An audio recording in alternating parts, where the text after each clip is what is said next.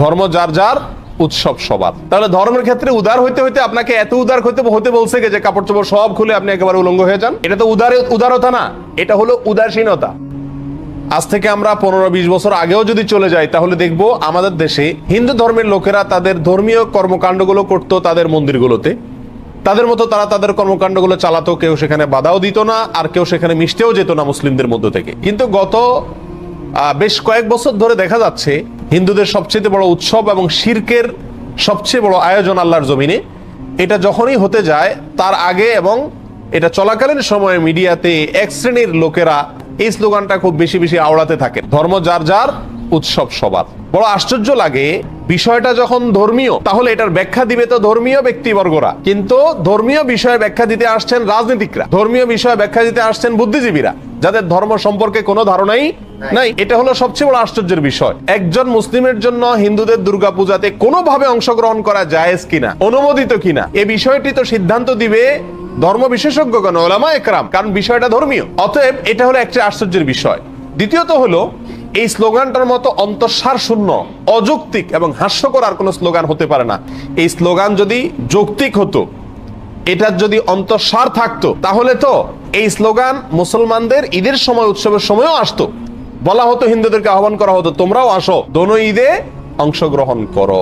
অথচ তখন এটা করা হয় না। তাহলে বোঝা গেল উদ্দেশ্যমূলকভাবে শুধু মুসলমানদের ঈমান ধ্বংস করার জন্য এই ষড়যন্ত্রমূলক স্লোগানটি বাজারে চাউর করে রাখা হয়েছে এবং এর পিছনে কিছু ষড়যন্ত্রকারী তথাকথিত বুদ্ধিজীবী এবং রাজনীতিকরা কাজ করছেন।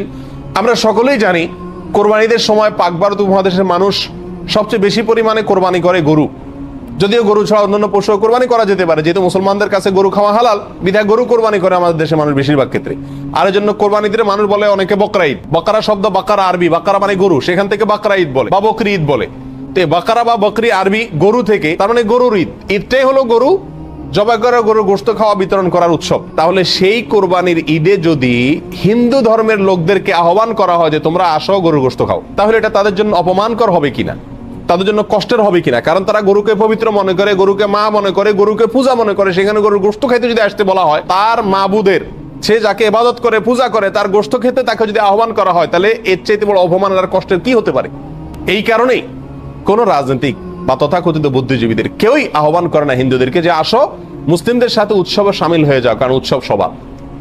কেন? কারণ একজনের ধর্মীয় ইবাদত, একজনের ধর্মীয় উৎসব আরেকজনের জন্য বিপরীত হতে পারে। একজন মুসলিম নগণ্য থেকে নগণ্য, সাধারণ থেকে সাধারণ মুসলিমও জানেন যে ইন্না শিরকা লাযুলমুন আযীম, নিঃসন্দেহে শিরক, নিশ্চয়ই শিরক এটা সবচেয়ে বড় অপরাধ। ইন্নাল্লাহা লা ইয়াগফিরু আন ইউশরাকা বিহি ওয়া ইয়াগফিরু মা দুনা যালিকা লিমান ইয়াশা। আল্লাহ সুবহানাহু ওয়া তাআলা তার সঙ্গে শিরক করলে এটা মাফ করেন না, আর শিরক ছাড়া অন্য যে কোনো গুনাহ আল্লাহ চাইলে যার জন্য ইচ্ছা তার জন্য কি করতে পারেন? ক্ষমা করতে পারেন। আর এই শিরকের সবচেয়ে বড় আয়োজন দুর্গাপূজা। এই দুর্গাপূজার অনুষ্ঠান ভিন্ন ধর্মের লোকেরা করছে, হিন্দুরা করছে, একজন মুসলিম হিসেবে আমি তারে করতে দিতে পারি এতটুকু, কিন্তু তার সে উৎসবে আমি সামিল হওয়া, যোগদান করা, কোনোভাবে অংশগ্রহণ করা, একজন হিন্দুকে কোরবানির ঈদে, বকরা ঈদে গরুর গোশত খেতে আহ্বান করা বা বাধ্য করার মতোই, একই বিষয়, কোনো পার্থক্য নাই। হিন্দুদের যে ধর্মীয় অনুভূতির কথা চিন্তা করে কোরবানির ঈদে তাদেরকে গরুর গোশত খেতে আহ্বান করা হয় না, ঠিক একই চেতনা থেকে, একই চিন্তা থেকে, একই লজিক এবং যুক্তি থেকেই মুসলমানদেরকে দুর্গাপূজা বা হিন্দুদের এই সমস্ত পূজার মধ্যে সামিল হওয়ার জন্য আহ্বান করা উচিত নয়, অন্যায়, অন্যায্য, অযৌক্তিক এবং অন্তঃসার শূন্য আহ্বান এবং দাবি। সম্মানিত ভাই বন্ধুগণ, আমাদের দেশের যে রাজনৈতিক কালচার আছে আমরা সবাই এটাকে খুব ভালো করে বুঝি। সেজন্য ডক্টর খন্দকার আব্দুল্লাহ জাহাঙ্গীর রহমাতুল্লাহ একটি সুন্দর উপমা দিয়েছেন। তিনি বলেছেন যে আমাদের দেশটি রাষ্ট্রীয়ভাবে, সাংবিধানিকভাবে গণতান্ত্রিক দেশ, আর গণতান্ত্রিক দেশে প্রত্যেকটি গণতান্ত্রিক দল তাদের কর্মকাণ্ড পরিচালনা করবে, রাজনৈতিক কর্মকাণ্ড তারা করবে, কেউ তাতে বাধা দিবে না, এটা তাদের সাংবিধানিক অধিকার রাষ্ট্রের। সবাই যার যারটা করতে পারবে, এর মানে এই নয় যে এক দলের লোকদেরকে অন্য দলের লোকদের রাজনৈতিক কর্মকাণ্ডে সামিল হওয়ার জন্য, যোগদান করার জন্য আহ্বান করা হবে বা বলা হবে বা নির্দেশ দেওয়া বা উৎসাহিত করা হবে। এক্সাম্পল দিলে সহজে বুঝে আসবে। যদি বিএনপি কোনো প্রোগ্রাম করে, তাদের রাজনৈতিক প্রোগ্রাম, অথবা আওয়ামী লীগ কোনো তাদের রাজনৈতিক প্রোগ্রাম করে, একটা সভা করে, এর মধ্যে যদি বিপরীত দলের লোক, আওয়ামী লীগের সভা যদি বিএনপির কোনো নেতা এসে যোগ দেয়, তাহলে সমাজের সব মানুষ বলবে এই লোকটা দালাল, এ লোকটা মুনাফিক, তলে তলে আওয়ামী লীগের সাথে হাত মিলেছে। ঠিক না ঠিক? এটাকে কেউ ভালো চোখে দেখবে না, এবং কেউ বলবেও না যে না আওয়ামী লীগ আলারা বিএনপির সমাবেশে, বিএনপি আলারা আওয়ামী লীগের সমাবেশে আসেন। কেউ বলবে এই কথা? কেউ বলবে না। বরং বলবে যার যারটা শেষে করেন, সবাই সবারটা করতে দেন। এতটুকু উদারতা, এতটুকু এত উদার হয়ে যায় না যে একজন আরেকজনটাতে কি দিয়ে দেয়, যোগ দিয়ে দেয়, সামিল হয়ে যায়। তাহলে ধর্মের ক্ষেত্রে উদার হইতে হইতে আপনাকে এত উদার হতে বলছে যে কাপড় চোপড় সব খুলে আপনি একেবারে উলঙ্গ হয়ে যান। এটা তো উদারতা না, এটা হলো উদাসীনতা। ধর্ম সম্পর্কে, ইসলাম সম্পর্কে এটা হলো কি? পরিষ্কার উদাসীনতা। যে তার ধর্ম পালন করুক, বাধা দেওয়ার দরকার নেই।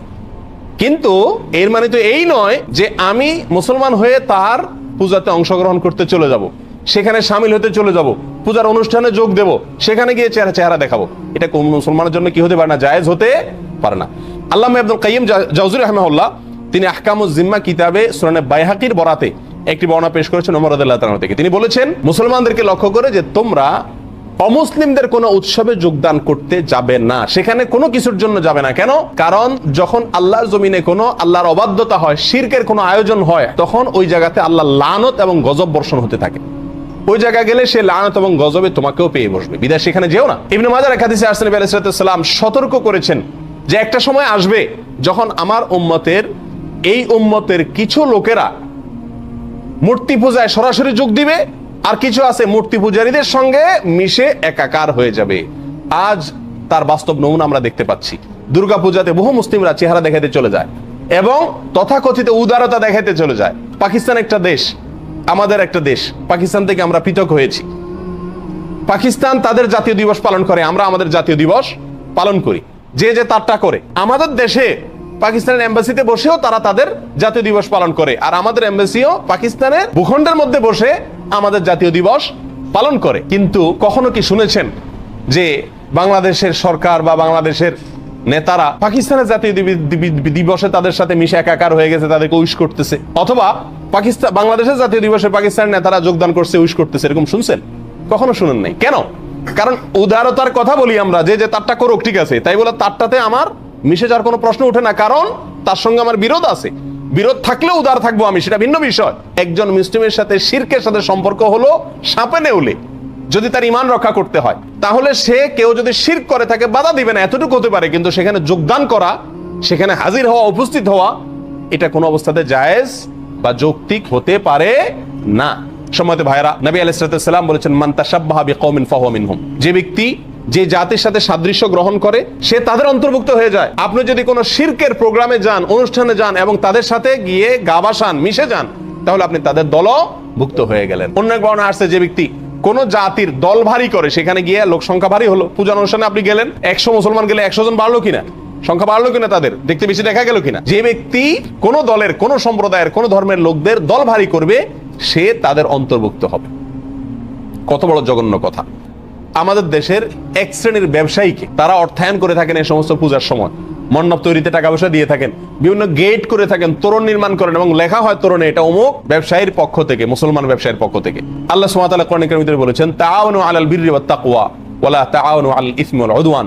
তোমরা ভালো এবং তাকওয়ার কাজে একে অন্যকে সহযোগিতা করো, অন্যায় আর সীমা লঙ্ঘনের কাজে একে অন্যকে সহযোগিতা করো না। তাহলে শিরকের কাজে যদি সহযোগিতা করা হয়, তাহলে সরাসরি শিরক সম্পাদন করার যে অপরাধ, সেই অপরাধের দায় ওই সহযোগী ব্যক্তিকে বহন করতে হবে। কারণ আদ-দাল্লু আলাল খাইরি কাফাইলিহি, যে ব্যক্তি কোনো কাজের, ভালো কাজের পথ দেখাবে, সে ভালো কাজ করা ব্যক্তির মতো সওয়াব পাবে। ঠিক তেমনি ভাবে যে ব্যক্তি মন্দ কাজের পথ দেখাবে বা মাধ্যম হবে, সেই মন্দ কাজটি সম্পাদন করার কারণে যে অপরাধ হবে, ওই পথ দেখানো ব্যক্তি বা যার মাধ্যমে হলো, সহযোগিতা হলো, সে সমান হারে দায় বহন করবে। অতএব দুর্গাপূজা বা অন্যান্য কোনো পূজায় কোনো প্রকার অর্থায়ন বা সহযোগিতা করা কোনো মুসলমানের জন্য জায়েজ নাই। এটা সম্পূর্ণ হারাম এবং শিরকের সঙ্গে শামিল হওয়ার নামান্তর। এটা চিন্তাগত, আদর্শগত উদারতা নয়, উদাসীনতা।